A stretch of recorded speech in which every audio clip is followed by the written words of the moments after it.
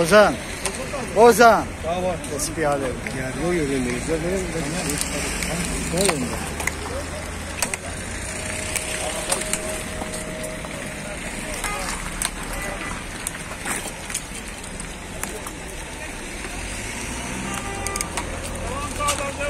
Devam.